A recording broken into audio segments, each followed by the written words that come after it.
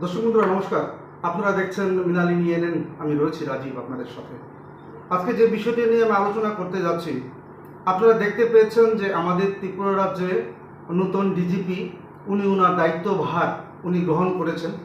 উনি দায়িত্বভার গ্রহণ করার পরবর্তী মুহূর্তে আমরা দেখতে পেয়েছি উনি বিভিন্ন জায়গায় ভিজিট করছেন এবং একটা বার্তা দেওয়ার কিন্তু উনি চেষ্টা করছেন। এবং সেই জায়গায় যে ওনার যে বার্তা, তার যে প্রচ্ছন্ন একটা মদত রয়েছে রাজ্যের মাননীয় মুখ্যমন্ত্রী ডক্টর মানিক শাহ, সেটা কিন্তু পরিষ্কারভাবে বোঝা যাচ্ছে।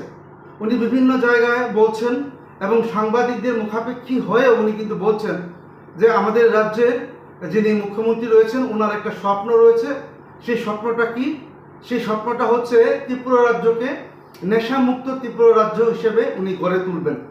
এবং এই যে নেশামুক্ত ত্রিপুরা রাজ্য গড়ে তোলার যে ওনার যে ডাক, সেটা কিন্তু 2018 সালের নির্বাচনের পর থেকে কিন্তু আমরা লক্ষ্য করতে পেরেছি। সেই সময় রাজ্যের মানুষ মনে করছিলেন হয়তোবা ত্রিপুরা রাজ্য থেকে এই যে নেশার যে কালো ছায়া ত্রিপুরা রাজ্যকে আবৃত করে রেখেছে, সেখান থেকে ত্রিপুরা রাজ্যকে উন্মুক্ত করবে এই শাসক দল।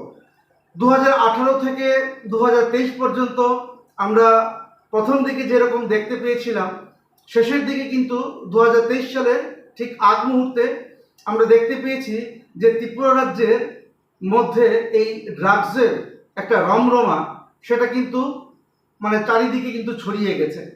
এখন মুখ্যমন্ত্রী চাইছেন এই নেশামুক্ত ত্রিপুরা রাজ্য উনি গড়ে তুলতে। পাশাপাশি মুখ্যমন্ত্রীর উপর চাপও রয়েছে। রাজ্যের মানুষের একটা বিশ্বাস ছিল যে ত্রিপুরা থেকে নেশার যে ব্যবসা সেটা উনি বন্ধ করবেন, সেই বিশ্বাস কিন্তু রয়েছে।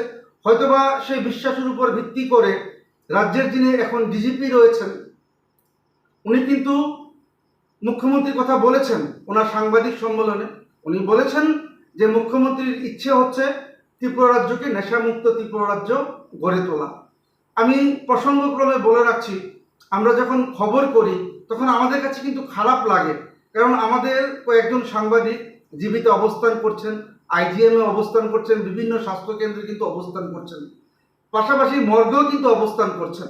কিন্তু আমরা দেখতে পাচ্ছি যে আমাদের ত্রিপুরা রাজ্যে বিভিন্ন জায়গায় এই যে নেশামুক্ত কেন্দ্র কিন্তু গড়ে উঠেছে, কিন্তু সেখান থেকে কতটুকু সুফল পাওয়া যায় সেটা যারা ভুক্তভোগী তারা আপনারা কিন্তু ভালো করেই জানেন। পয়সা খরচা করছেন, কী ধরনের আউটপুট আপনারা পাচ্ছেন সেটা আপনারা কিন্তু ভালো জানেন। তো যে প্রসঙ্গে আমি ছিলাম, ডিজিপি কিন্তু ইতিমধ্যে ওনার কাজও শুরু করে দিয়েছেন। অনুরাগ ধ্যানকর উনি আইপিএস অফিসার, ইন্টেলিজেন্ট অফিসার, দক্ষ অফিসার, তার বলার অপেক্ষা রাখে না। উনি দায়িত্বভার গ্রহণ করার সঙ্গে সঙ্গে ওনার কাছে তথ্য রয়েছে যে ওনার ডিপার্টমেন্ট কিছু কিছু পুলিশ অফিসার, কিছু কিছু কনস্টেবল, কিছু কিছু যারা পুলিশের সঙ্গে যুক্ত ব্যক্তিত্ব, তারা কিন্তু এই নেশা বাণিজ্যের সঙ্গে প্রত্যক্ষ বা পরোক্ষভাবে ওনারা রয়েছেন। সেটা কিন্তু অন্তত পক্ষে ডিজিপি অনুরাগ ধ্যানকর কিন্তু উনি উপলব্ধি করতে পেরেছেন। পাশাপাশি আমি আপনাদেরকে জানিয়ে রাখছি যে অনুরাগ ধ্যানকর সেদিন বলেছিলেন, কৈলাসহরে উনি বলেছেন সাংবাদিকদের যে যদি আমাদের পুলিশ প্রশাসন বা আরক্ষা প্রশাসনের সঙ্গে যদি এই সকল নেশা কারবারিদের যুক্ত থাকার প্রমাণ পাওয়া যায় তাহলে কাউকে কিন্তু ছাড় দেওয়া হবে না। উনি কিন্তু স্পষ্ট ভাষায় বলে দিয়েছেন। ইতিমধ্যে আমাদের কাছে যে তথ্য রয়েছে, সারা ত্রিপুরা রাজ্যে যত থানা রয়েছে, যত ফাঁড়ি রয়েছে, সব থানার ওসিরা কিন্তু বর্তমানে তটস্থ রয়েছেন এবং শঙ্কিত রয়েছেন এবং কাজ করতে ওনারা ভয় পাচ্ছেন। অনেকে, আমি সবার কথা বলছি না, অনুরাগ ধ্যানকর উনি বলেছেন যে আমার পুলিশ প্রশাসন ত্রিপুরা রাজ্যে ভালো কাজ করছে, কিন্তু তার মধ্যে কিছু ভ্রষ্ট পুলিশ অফিসাররা যারা রয়েছেন বা যারা থানার মধ্যে যারা নিযুক্ত রয়েছে অফিসিয়ালি, তারা কিন্তু কোনো না কোনোভাবে যেটা অভিযোগ আমরা পাই যে এই সকল নেশা কারবারিদের সঙ্গে সরাসরি যুক্ত রয়েছেন এবং একটা পয়সা, একটা কাঞ্চন মূল্য এই নেশা কারবারিদের কাছ থেকে থানা বাবুরা পেয়ে থাকে। সেটা কিন্তু আজকে আপনারা যারা আগরতলা শহরে রয়েছেন বলবো না, সারা ত্রিপুরা রাজ্যের মানুষরা কিন্তু আজকে অবগত আছেন। আজ ডিজিপি অনুরাগ ধ্যানকর যখন উনি একটা বার্তা দিয়েছেন সারা ত্রিপুরা রাজ্যের মানুষদেরকে, পাশাপাশি ওনার পুলিশকে, যে যদি কোনো ব্যক্তি বা যদি কোনো পুলিশের ব্যক্তিত্ব যদি মাফিয়াদের সঙ্গে বা নেশা কারবারিদের সঙ্গে যুক্ত থাকার প্রমাণ পাওয়া যায়, তাহলে কিন্তু উনি সেটাকে বরদাস্ত করবেন না। ইতিমধ্যে আপনারা শুনেছেন বিভিন্ন থানা থেকে বিভিন্ন পুলিশ অফিসারদেরকে বিভিন্ন প্রত্যন্তে কিন্তু উনি ট্রান্সফার করেছেন, ট্রান্সফারের অর্ডার উনি দিয়েছেন। এর মানে হচ্ছে যে ডিজিপি কোনো না কোনোভাবে ওই সকল পুলিশ অফিসাররা যারা রয়েছেন তাদের সম্বন্ধে কোনো না কোনো বার্তা উনি পেয়েছেন। কারণ উনি আইপিএস অফিসার, স্বাভাবিক কারণে ওনার কাছে তথ্য রয়েছে যে কোন কোন পুলিশ অফিসাররা কাদের সঙ্গে কিভাবে যুক্ত রয়েছে। তাই উনি সেদিন একটা অর্ডার করেছেন এবং সেই অর্ডার মোতাবেক আমরা লক্ষ্য করতে পেরেছি যে রাজ্যের বিভিন্ন থানা থেকে পুলিশদেরকে উনি বদলি করেছেন, বিভিন্ন প্রত্যন্তে বদলি করেছেন।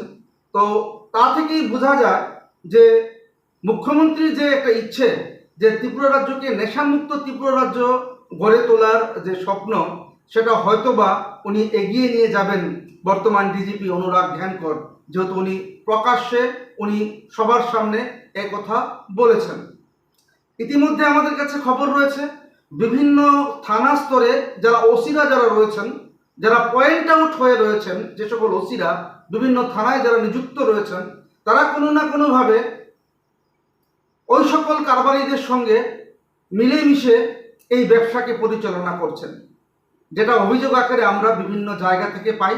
এবং যেহেতু আইপিএস অফিসার অনুরাগ ধ্যানকর, ওনার কাছেও তথ্য রয়েছে। উনি এখন ইতিমধ্যেই উনি এসডিপিও এবং থানার যারা এসপিরা যারা রয়েছেন, মানে বিভিন্ন থানার বা জেলার যারা এসপিরা রয়েছেন বা এসডিপিওরা রয়েছেন, তাদের বদলিও কিন্তু উনি করতে যাচ্ছেন ইতিমধ্যে। এবং এর থেকে স্পষ্ট বোঝা যায় এবার নেশা কারবারিরা ব্যবসা আগের মতো আর করতে পারবে না।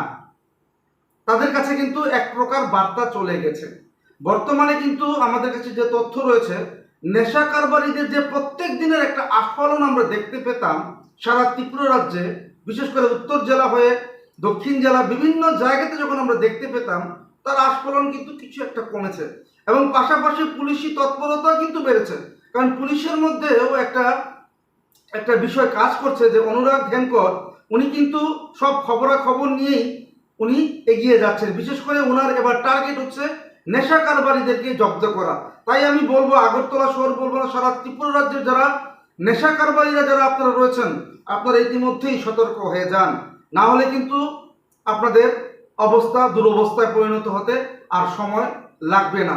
পাশাপাশি দর্শক বন্ধুরা, আরেকটা কথা এখানে বলতে হচ্ছে, উনি তো পুলিশদেরকে রিস্ট্রাকচার করছেন, কারণ ওনার কাছে তথ্য রয়েছে যে পুলিশের কিছু কিছু আধিকারিক এই সকল নেশা কারবারিদেরকে সাহায্য করছে।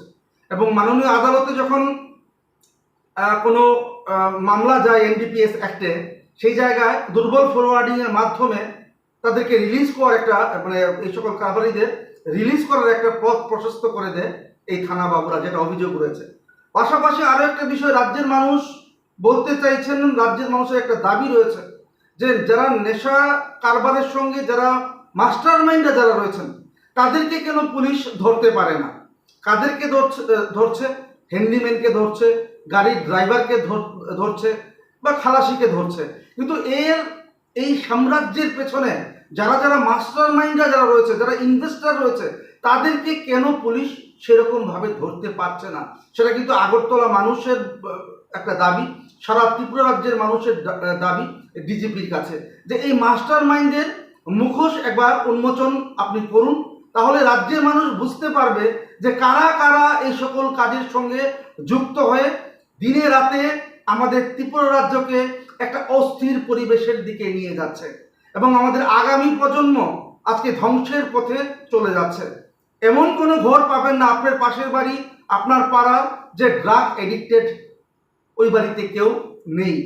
কোনো না কোনো জায়গায় গিয়ে আপনি আপনার পরিবার নাও হতে পারে, আপনার পাশের বাড়িতে হতে পারে, বা অনেকের বাড়িতেও আছে, কিন্তু অনেকে লোক লজ্জার ভয়ে ওনারা সেটা প্রকাশ করতে চান না। কিন্তু এর করাল গ্রাস কিন্তু এই নেশা কারবারিদের এই ব্যবসার কারণে আমাদের আগামী প্রজন্ম একটা ক্ষতির সামনে এসে দাঁড়িয়েছে।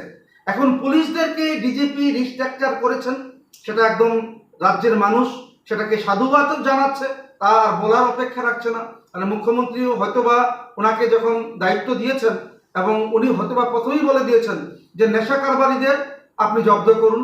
পাশাপাশি আমি যেটা বললাম, এনসিআরবিতে ত্রিপুরা রাজ্যের নাম রয়েছে, যে এত গাঁজা এত নারকোটিক্স আমাদের রাজ্যে বাজেয়াপ্ত হচ্ছে, সেটা এনসিআরবিতে পর্যন্ত একটা রেকর্ড হয়ে রয়েছে। সারা ভারতবর্ষের মধ্যে ত্রিপুরা রাজ্যে বিশাল পরিমাণ এই গাঁজা বা নারকোটিক্স বা হেরোইন, ইয়াবা এ সকল সামগ্রীগুলো সিজ হচ্ছে। তা আমি সেদিনও বলেছিলাম যে ধরা পড়ছে 1%, বাকি 99% কিন্তু ধরা পড়ছে না। সেগুলো কোথায় যাচ্ছে? এই ব্যবসা যারা করছে তারা কিন্তু আগামী প্রজন্মের যে ভবিষ্যৎ তা নিয়ে কিন্তু খেলা করছে। তারা ব্যাংকের ব্যালেন্স স্ফীত করছে, সেখানে বলার অপেক্ষা রাখছে না, কিন্তু আমাদের আগামী প্রজন্মকে ধ্বংসের পথে ঠেলে দিচ্ছে। এটা একটা ভালো উদ্যোগ। অনেকে আমাকে বলেছেন যে এটা একটা ফার্স্ট স্টেপ নিয়েছেন ডিজিপি, যে পুলিশদেরকে রিস্ট্রাকচার করার মাধ্যমে হয়তোবা যারা ড্রাগস মাফিয়ারা যারা রয়েছেন তাদেরকে একটি বার্তা দেওয়া যাবে। এখন রাজ্যের মানুষ চাইছেন যারা মাস্টার মাইন্ড তাদের মুখোশ উন্মোচন করা হোক, কারা কারা রয়েছে। কারণ কি, এই ব্যবসা কিন্তু ড্রাইভাররা করছে না, ট্রাকের ড্রাইভাররা বা ওই যারা ছোটোখাটো বিজনেস করে তারা করছে না। পেছনে যারা মাস্টার মাইন্ড, যারা ইনভেস্টর, যারা এই ব্যবসাকে প্রমোট করছে, তাদেরকে ধরতে হবে। তাদেরকে যদি না ধরা হয় তাহলে কিন্তু এই যে কাজ ডিজিপি হাতে নিয়েছেন সেটা কিন্তু অধরা থেকে যাবে। পাশাপাশি আরও একটা বিষয়, যেটা ভাইটাল বিষয়, আমাদের কাছে তথ্য রয়েছে, যেহেতু আমরা সাংবাদিকতার কাজ করি, আমাদের কাছে তথ্য রয়েছে 8টি জেলাতে, ত্রিপুরা রাজ্যে 8টি জেলাতে 8 জন ব্যক্তিত্ব রয়েছেন যারা এই সকল সমাজদ্রোহীদের সাপোর্ট করছেন।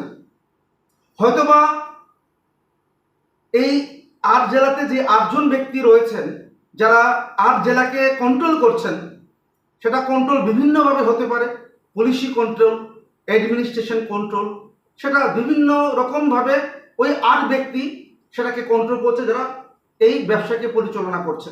অনেকে বলছেন, আমি মুখ্যমন্ত্রীকে অবগত করার জন্য বলছি, অনেকে বলছেন এই 8 জন যে 8 জেলাতে বসে রয়েছে এবং ড্রাগসকে বা ড্রাগসের এই ব্যবসাকে চালিয়ে যাওয়ার জন্য মদত জুগিয়ে চলছে বা সেটাকে ম্যানিপুলেট করছে, তারা শাসক দলের হতে পারে।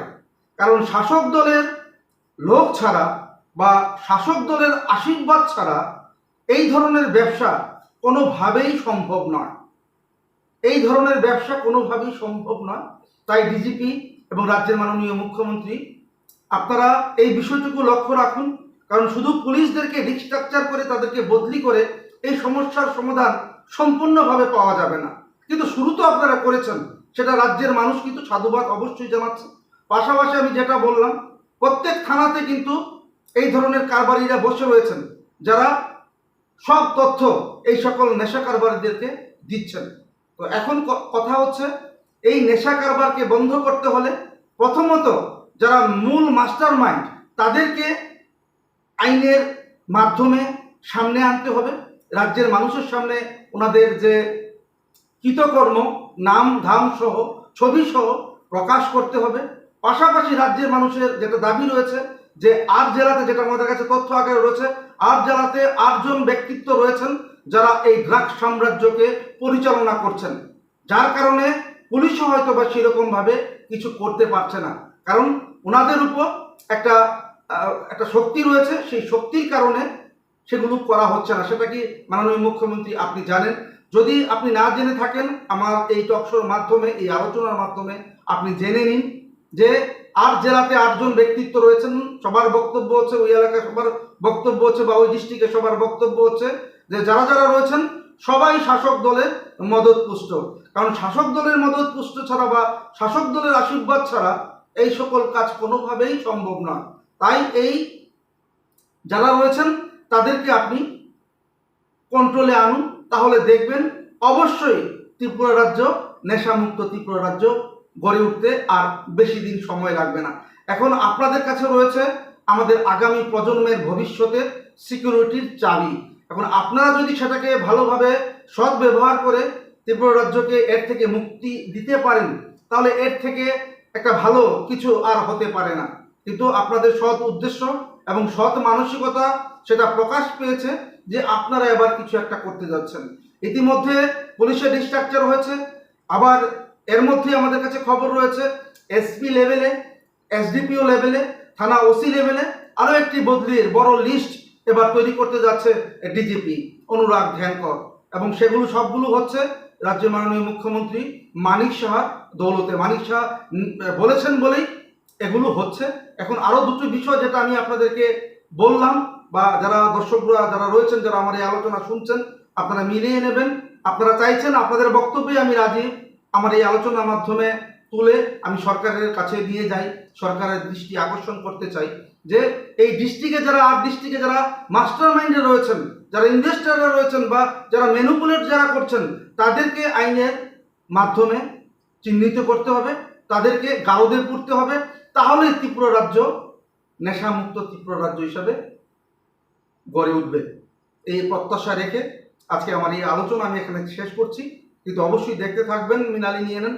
পাশাপাশি এই বিষয় নিয়ে যে আমি আলোচনা করলাম আপনাদের সাথে, যদি এই বিষয় সম্বন্ধে আপনাদের কোনো প্রকার বক্তব্য থাকে, অবশ্যই আপনারা কিন্তু আপনাদের বক্তব্য এই কমেন্ট আমার এই আলোচনার যে কমেন্ট বক্সে অবশ্যই আপনারা রাখবেন। কারণ এই বক্তব্য, আপনাদের বক্তব্য হচ্ছে ভাইটাল বক্তব্য। কারণ আমি আগে যখন আলোচনা করতাম, আমি আপনাদের ফোনে নিতাম, আপনাদের বক্তব্য আমি শুনতে পেতাম এবং আপনাদের বক্তব্য নিয়ে আমি আলোচনা করতাম। কিন্তু এখন সেই পরিবেশটা ধীরে ধীরে হয়ে যাবে, ধীরে ধীরে হয়ে আসছে। তো সেটা আর কতদিন সময় লাগবে সেটা আমি জানি না। যেহেতু এই পরিস্থিতি এখন নেই, তাই আপনাদের কাছে অনুরোধ থাকবে আমার প্রত্যেকটি আলোচনা সম্বন্ধে যদি আপনাদের কোনো বক্তব্য থাকে, তাহলে অবশ্যই আপনারা কমেন্ট বক্সে আপনারা জানাবেন। পাশাপাশি এই আলোচনার পরে আরেকটি বিষয় এখানে আমি আপনাদের সঙ্গে শেয়ার করতে হচ্ছে, সেটা হচ্ছে সেদিন আমি ত্রিপুরা রাজ্যের গোমতী জেলা শাসক এবং যিনি ত্রিপুরামতা সুপ্রিমো প্রদ্যুৎ কিশোর দেববর্মন নিয়ে একটি আলোচনা করেছিলাম। সেদিন যে আলোচনা হয়েছে সেটা আমি দেখেছি ইউটিউব সব ফেসবুক মিলে প্রায় 50,000 লোক আপনারা দেখেছেন। সেটা আপনারা গিয়ে সার্চ করে দেখে নিতে পারেন। প্রায় 50,000-এর উপর লোক, এর বেশিও হতে পারে, আমার ঠিক জানা নেই। আমি 2-1 দিন আগে দেখেছিলাম, সেখানে মানুষ দেখেছে। কিন্তু দুর্ভাগ্যবশত জনজাতীয় অংশের মানুষরা যে ধরনের, সবাই বলবো না, আমি সবার কথা বলবো না, আমার অপরাধ ক্ষমা করবেন। জনজাতীয় অংশের মানুষরা অনেক ভদ্র, অনেক জেন্টল, এবং তাদেরকে আমি সম্মান করি। এবং আমি বিভিন্ন প্রতিকূলতার মধ্যেও আমি বিভিন্ন প্রত্যন্ত থেকে আমি জনজাতিদের যে দুরবস্থা তার চিত্র কিন্তু আমি আপনাদের উদ্দেশ্যে তুলে ধরেছি। সেটা আপনারা দেখেছেন, একবার নয়, বিভিন্ন জায়গায় গেছি আমি ত্রিপুরাতে। তো সেখানে জনজাতীয় অংশের মানুষরা যারা রয়েছেন তারা প্রকৃত অর্থেই শান্তপ্রিয় এবং শান্তিপ্রিয় মানুষ। তো সেই জায়গায় আমি ওনাদেরকে বলছি না, কিন্তু কিছু কিছু আমি দেখতে পেয়েছি যারা অতি উৎসাহী। আমার এই কমেন্ট বক্সে ওনারা আনপার্লামেন্টারি ল্যাঙ্গুয়েজ ইউজ করেছেন, ওনারা করেছেন, সেটা ওনারা করেছেন, এটা ওনাদের পরিচয় ওনারা দিয়েছেন। কিন্তু আমি কোনো এর প্রত্যুত্তর দেইনি, বা অনেকে এর প্রত্যুত্তর দিতে রাজি হননি, সবাই দেখেছেন। তো এর থেকে বোঝা যায় যে ত্রিপুরামথা দলের কিছু কিছু কার্যকর্তা, ওনাদের যে ব্যবহার বা ওনাদের যে কথা বা ওনাদের যে কমেন্ট বক্সে কমেন্ট করা, সেটা কতটুকু যুক্তিযুক্ত বা মানানসই সেটা আপনারা বিচার করবেন। এবং এবং তার থেকে আপনারা বুঝতে পারেন যে ত্রিপুরামথা দলের কিছু কিছু কার্যকর্তা তারা বাঙালিদের সম্বন্ধে কি ধরনের মনোভাব পোষণ করে। আমরা চাই ত্রিপুরা রাজ্যের ঐক্য, আমরা চাই ত্রিপুরা রাজ্যের শান্তি, আমরা চাই ত্রিপুরা রাজ্যের সমৃদ্ধি। ত্রিপুরা রাজ্য সমৃদ্ধ হোক, এটাই আমাদের সবার কামনা। বর্তমান শাসক দল রয়েছে, সরকার রয়েছে, যে ধরনের পদক্ষেপ ইতিমধ্যে আমরা দেখতে পেয়েছি, ভালো কাজ যদি হয় অবশ্যই আমরা তার আলোচনা করব, এবং যেগুলো সরকার দেখতে পাচ্ছে না সেগুলো সরকারের কাছে নিয়ে যাব, যেটা আমাদের কর্তব্য। তো সেই আশা রেখে যে ত্রিপুরা একদিন নেশামুক্ত ত্রিপুরা রাজ্য গড়ে উঠবে, সেই প্রত্যাশা এবং আশা রেখে আজকে আমার আলোচনা আমি এখানে শেষ করছি। কিন্তু দেখতে থাকবেন দর্শক বন্ধুরা, অবশ্যই মৃণালিনী এনএন। নমস্কার।